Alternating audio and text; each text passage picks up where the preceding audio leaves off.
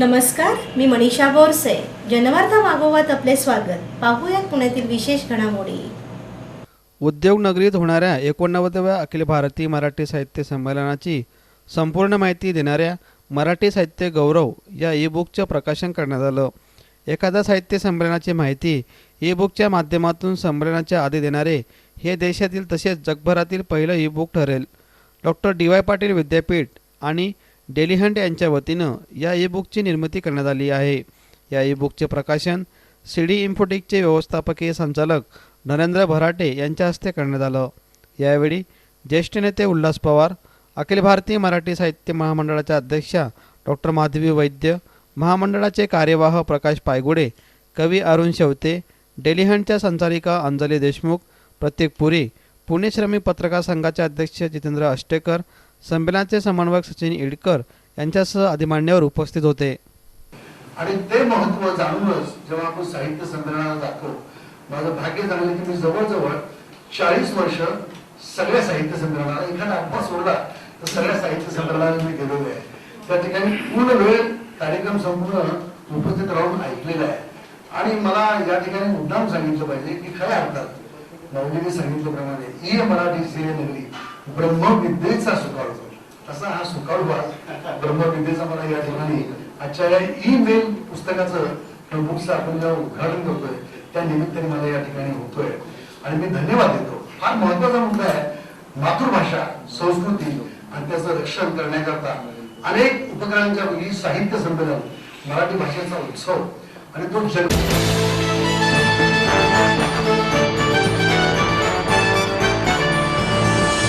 आघाडी सरकारने शेतकऱ्यांच्या मदतीसाठी निश्चित केलेल्या निकषापेक्षा 1.5 अधिक मदत देण्याचा निर्णय राज्यातील युती सरकारने घेतला आहे. शेतकऱ्यांना वाढीव फायदा मिळणार म्हणूनच काँग्रेस आणि राष्ट्रवादी काँग्रेसचे नेते शेतकऱ्यांची दिशाभूल करतायत. त्यांनी सरकारविरोधात अपप्रचार करण्याऐवजी दुष्काळग्रस्त शेतकऱ्यांना मदत करावी अशी टीका भाजपचे मुख्य प्रदेश प्रवक्ते माधव भंडारी यांनी व्यक्त केलं. दुष्काळाच्या पार्श्वभूमीवर सरकारने शेतकऱ्यांना दिलेल्या मदतीसंदर्भात माहिती देण्यासाठी आयोजित करण्यात आलेल्या पत्रकार परिषदेत ते बोलत होते. सरकारच्या पातळीवरती चालू आहे. राज्यातली दुष्काळी परिस्थिती भीषण आणि अभूतपूर्व असण्यासाठी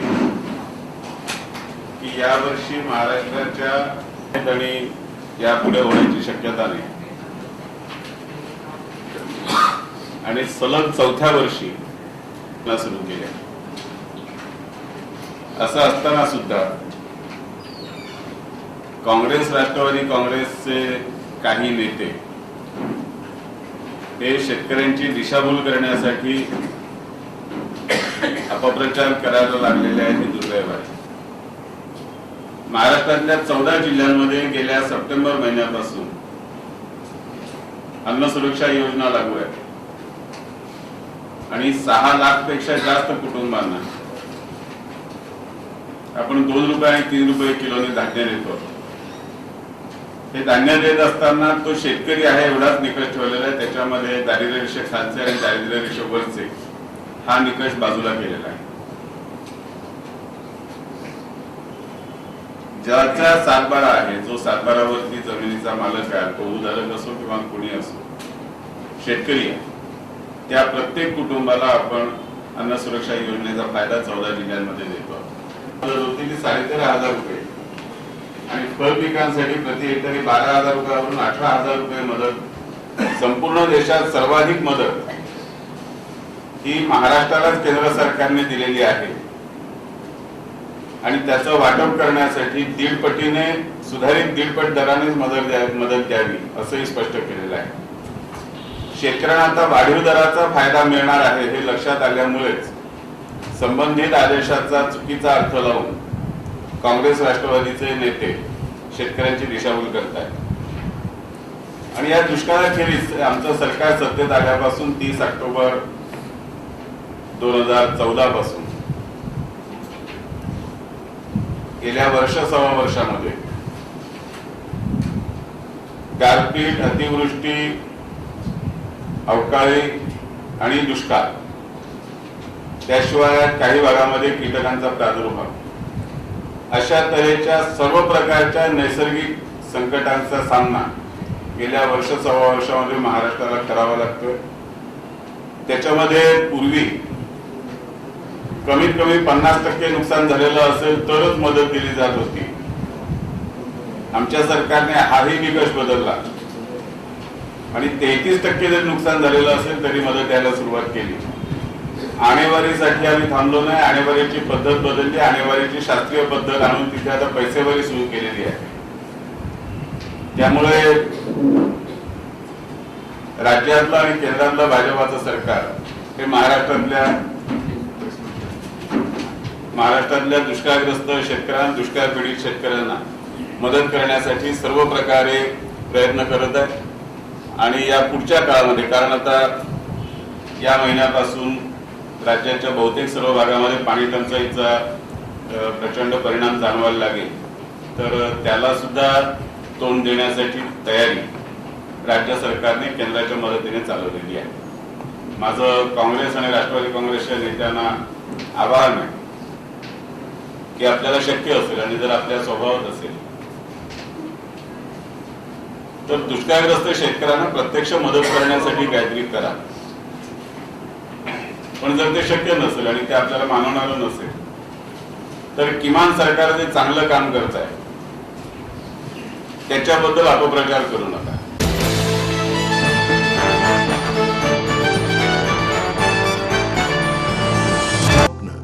आपलं मन, आपलं स्वतःचं घर हेच खरं धन.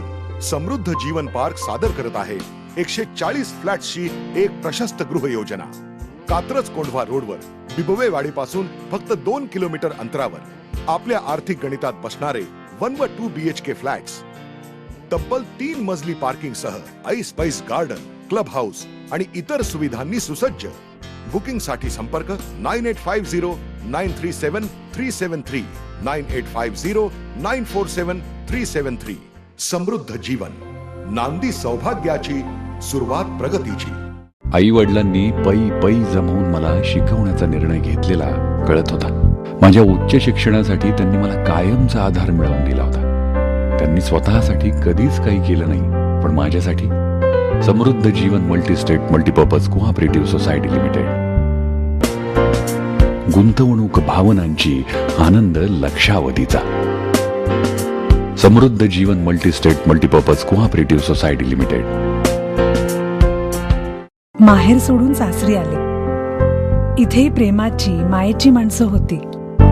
पण माझं भविष्य सुरक्षित आहे याचा आनंद, आत्मविश्वास वाढवणारा होता. Samruddha Jeevan multistate multipurpose cooperative society limited. गुंतवणूक भावनांची, आनंद लक्षावधीचा. Samruddha Jeevan multistate multipurpose cooperative society limited.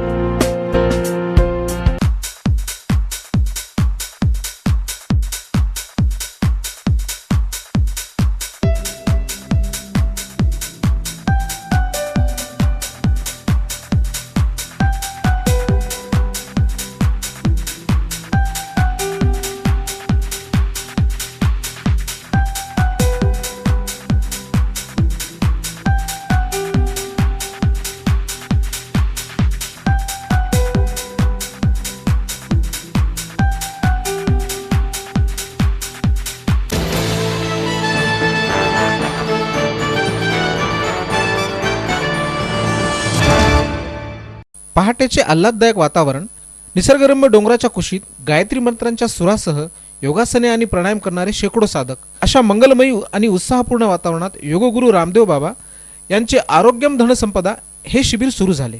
शिवसेनेच्या सुवर्ण महोत्सवानिमित्त कोथरूड व्यासपीठ, भारत स्वाभिमान ट्रस्ट आणि वर्ल्ड सूर्यनमस्कार योग असोसिएशनतर्फे कोथरूड येथे आयोजित करण्यात आलेल्या योग शिबिरामध्ये योगगुरू रामदेव बाबा यांनी व्याधी की समाप्ती, साधना की प्राप्ती, आत्मबोध से अंतर्जागरण हे मूलमंत्र दिले. लहान मुलांपासून ज्येष्ठ नागरिकांपर्यंत सर्व वयोगटातील लोकांनी विविध योगासने केली.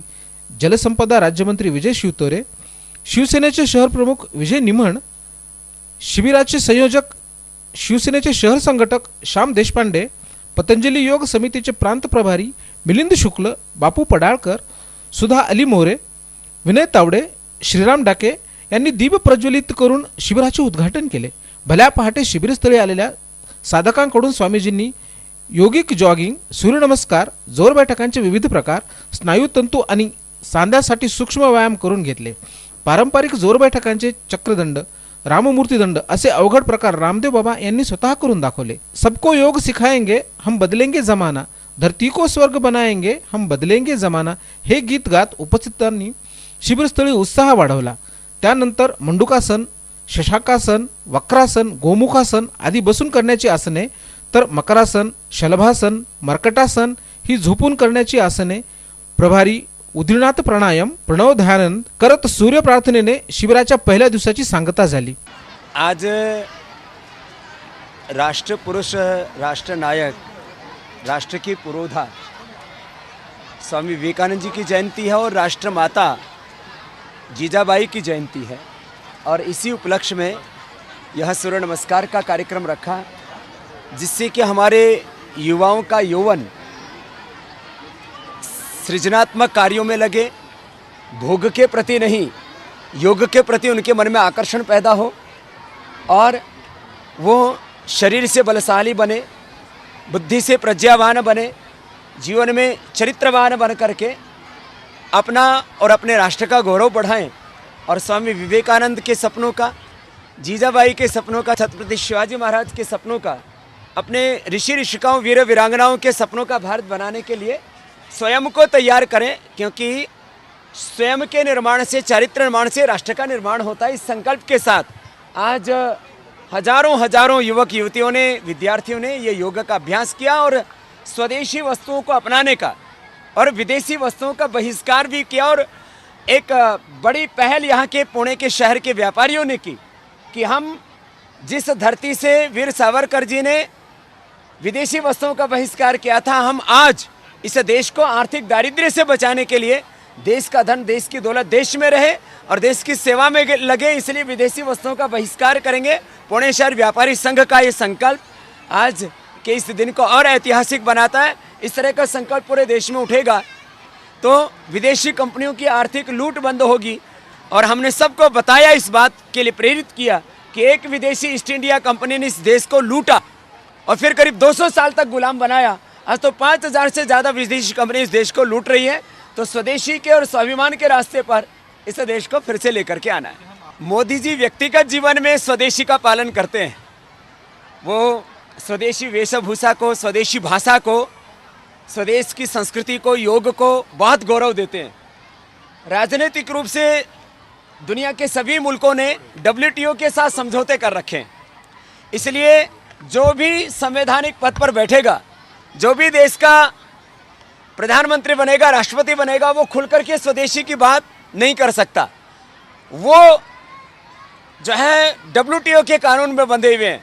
लेकिन बाबा रामदेव और इस देश के 125 करोड़ नागरिकों के ऊपर कोई कानून लागू नहीं होता है. वो स्वेच्छा से यदि स्वदेशी का व्रत लेते हैं और विदेशी वस्तुओं का, विदेशी विचारों का, अपसंस्कृति का बहिष्कार करते हैं, तो ये देश के लिए बहुत ताकत देने वाला संकट है.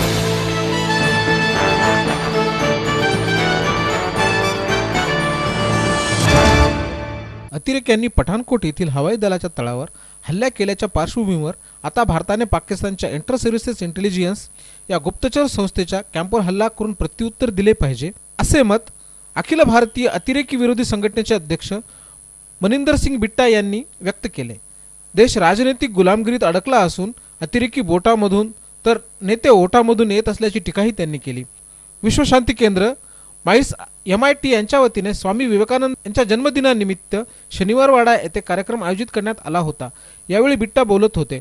कार्यक्रमाला इस्लामाचे गाढे अभ्यासक मौलाना सय्यद कल्बे रिझवी, कम्प्युटर तज्ज्ञ डॉक्टर विजय भटकर, माजी संधी अधिकारी डॉक्टर अविनाश धर्माधिकारी, नागपूर विद्यापीठाचे माजी कुलगुरू डॉक्टर SN पठाण, माईस MITचे अध्यक्ष डॉक्टर विश्वनाथ कराड, उपाध्यक्ष राहुल कराड, शेखर बोराडे, निलेश बोराडे, संग्राम कोते आणि गणेश घोष उपस्थित होते. अतिरेक्यांनी पठाणकोट येथे हल्ला केल्यानंतर आपणही ISIच्या कॅम्पवर हल्ले केले पाहिजेत. मी हे काम करू शकलो असतो, पण मला मर्यादा आहेत.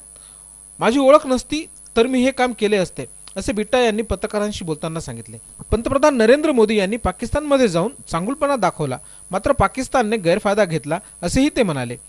भाषणामध्ये बिट्टा यांनी राजकीय नेत्याबद्दल आक्रमक पवित्रा घेतला. ते म्हणाले, स्वातंत्र्य सैनिकांनी देशाला स्वातंत्र्य दिले, पण आता राजनैतिक गुलामगिरीत अडकलो आहोत. नेत्यांनी आतापर्यंत काय केले असा सवाल करून ते म्हणाले, लष्करी अधिकाऱ्यांची मुले लष्करात जातात, मात्र नेत्यांची मुले लष्करात जात नाहीत, ती राजकारणातच जातात.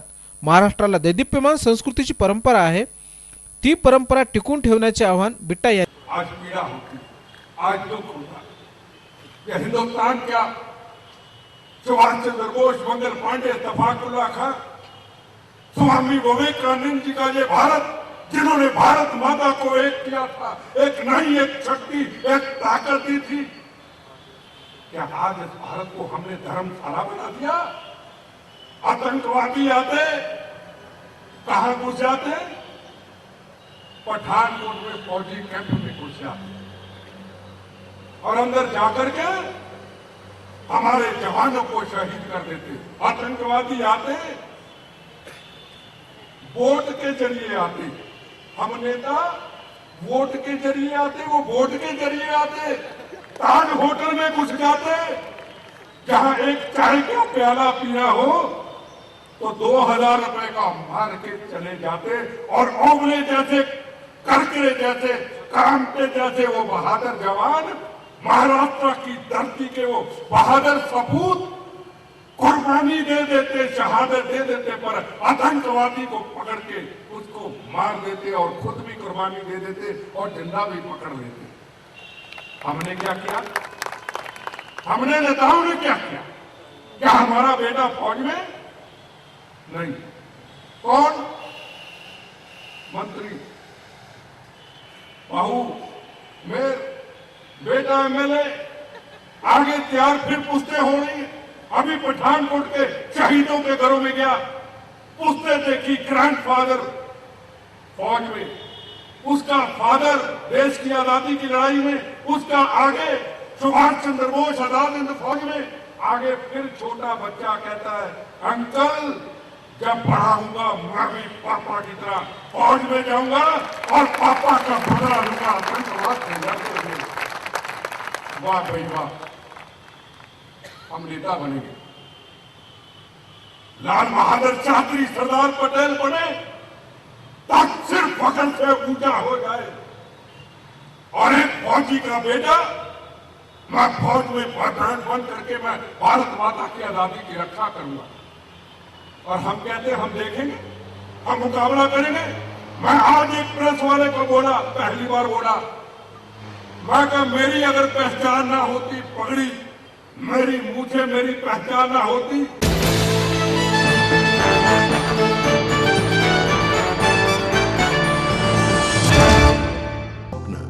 आपलं मन, आपलं स्वतःचं घर हेच खरं धन. समृद्ध जीवन पार्क सादर करत आहे 140 फ्लॅट्सची एक प्रशस्त गृह योजना. कात्रज कोंढवा रोडवर बिबवेवाडीपासून फक्त 2 किलोमीटर अंतरावर आपल्या आर्थिक गणितात बसणारे 1 व 2 BHK फ्लॅट्स. तब्बल 3 मजली पार्किंग सह ऐस पैस गार्डन, क्लब हाऊस आणि इतर सुविधांनी सुसज्ज. बुकिंग साठी संपर्क 9850 937 373 9850 947 373. समृद्ध जीवन, नांदी सौभाग्याची, सुरुवात प्रगतीची. आई वडिलांनी पै पै जमवून मला शिकवण्याचा निर्णय घेतलेला कळत होता. माझ्या उच्च शिक्षणासाठी त्यांनी मला कायमचा आधार मिळवून दिला होता. त्यांनी स्वतःसाठी कधीच काही केलं नाही, पण माझ्यासाठी Samruddha Jeevan multistate multipurpose cooperative society limited. गुंतवणूक भावनांची, आनंद लक्षावधीचा. Samruddha Jeevan multistate multipurpose cooperative society limited. माहेर सोडून सासरी आले. इथेही प्रेमाची, मायेची माणसं होती, पण माझं भविष्य सुरक्षित आहे याचा आनंद, आत्मविश्वास वाढवणारा होता. Samruddha Jeevan multistate multipurpose cooperative society limited. गुंतवणूक भावनांची, आनंद लक्षावधीचा. Samruddha Jeevan multistate multipurpose cooperative society limited.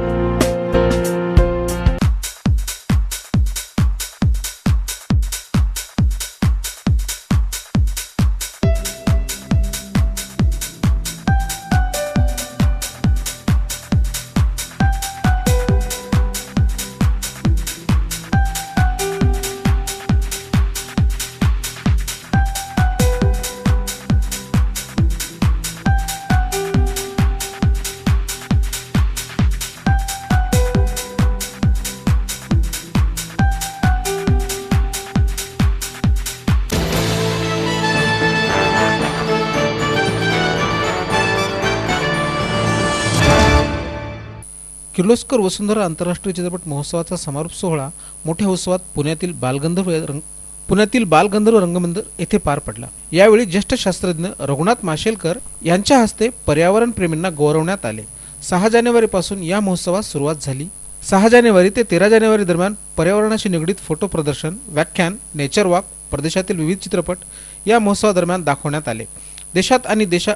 देशात आणि परदेशात पर्यावरणाशी निगडीत काम करणाऱ्या पत्रकार, वृक्षप्रेमी, प्राणीप्रेमींना गौरवण्यात येते। यावर्षी वसुंधरा मित्र हा पुरस्कार सुरेश इलामीन, पत्रकार चैताली चांदोलकर, विदू सहगल यांना देण्यात आला। पूर्वी पर्यावरणाशी निगडीत वृत्तांकन हे जास्त प्रमाणात होत नव्हते। हल्लीच्या काळात वृत्तपत्रांमध्ये पर्यावरणाबद्दल लिहिले जाते, याचे प्रमाण वाढण्याची गरज आहे, तरच लोकांना निसर्गाविषयी प्रेम निर्माण होईल, असं मत पत्रकार चैताली चांदोलकर यांनी व्यक्त केलं। तर वसुंधरा महोत्सव आता हा महोत्सव राहिला नसून ही एक चळवळ झाली आहे। या चळवळीत आता प्रत्येकाने सहभागी झाले पाहिजे आणि निसर्गाची होणारी हानी थांबवली पाहिजे, असं मत ज्येष्ठ शास्त्रज्ञ रघुनाथ माशेलकर यांनी व्यक्त केले।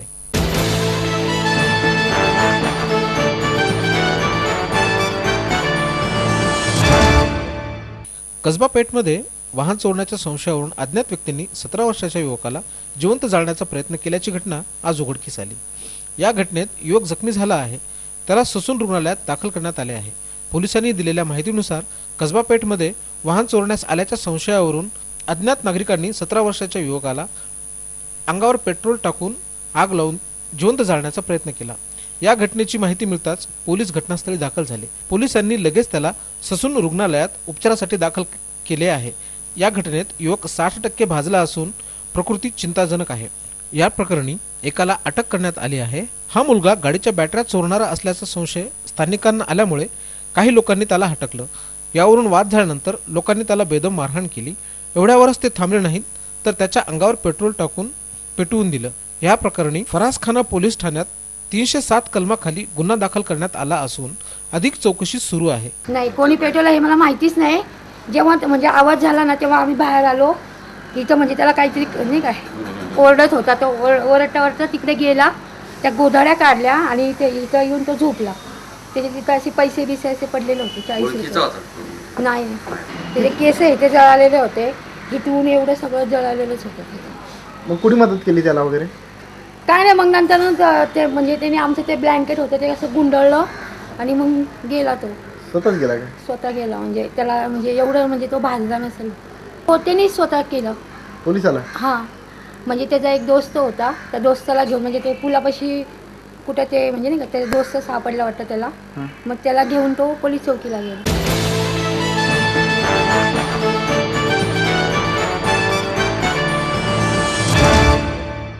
पुण्यात येत्या 17 जानेवारीला राष्ट्रीय एकात्मता परिषद आणि संविधान मूल्यांचा जागर करण्यात येणार आहे, अशी माहिती ज्येष्ठ समाजसेवक बाबा आढाव यांनी पत्रकार परिषदेत दिली। दहशतवादाचा धुमाकूळ केवळ आंतरराष्ट्रीय पातळीवर नसून तो देशाच्या गल्लीबोळात संघटितपणे सुरू आहे। देशाच्या संरक्षण दलासोबतच कष्टकऱ्यांच्या जगण्यासमोर त्यांनी आव्हाने उभी केली आहेत। याविरोधात सर्वांनी एकत्र येण्याची गरज आहे। याशिवाय स्वातंत्र्यानंतर भारतीय संविधानाच्या प्रस्ताविकेतील जीवनमूल्याचा स्वीकार अनेकांनी केलेला नाही। या पार्श्वभूमीवर ही परिषद आयोजित करण्यात आली आहे। या परिषदेसाठी दहशतवादी हल्ल्यात बळी गेलेल्या कुटुंबियांनाही निमंत्रण देण्यात आलं आहे। कष्टकरी महिलेच्या हस्ते ध्वज फडकावून या परिषदेची सुरुवात होणार आहे, असे बाबा आढाव यांनी सांगितले। यावेळी माजी न्यायाधीश PB सावंत, दिग्दर्शक जब्बार पटेल, रावसाहेब कसबे आणि महापौर दत्तात्रय धनकवडे उपस्थित राहणार आहेत।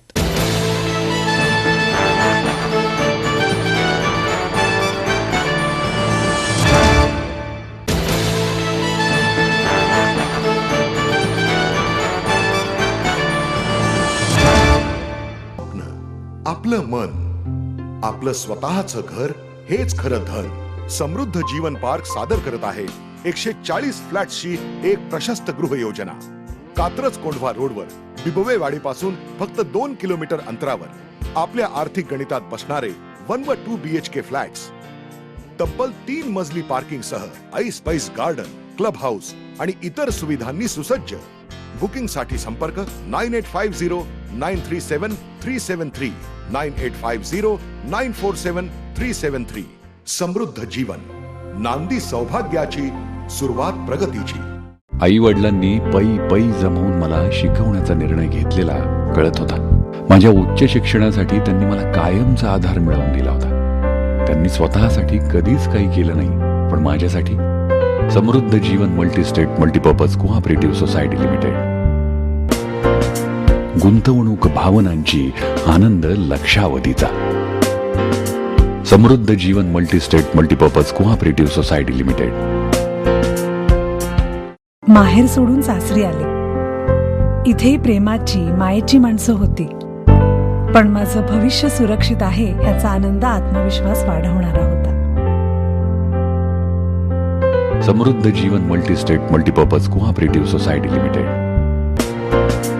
गुंतवणूक भावनांची, आनंद लक्षावधीचा. Samruddha Jeevan multistate multipurpose cooperative society limited.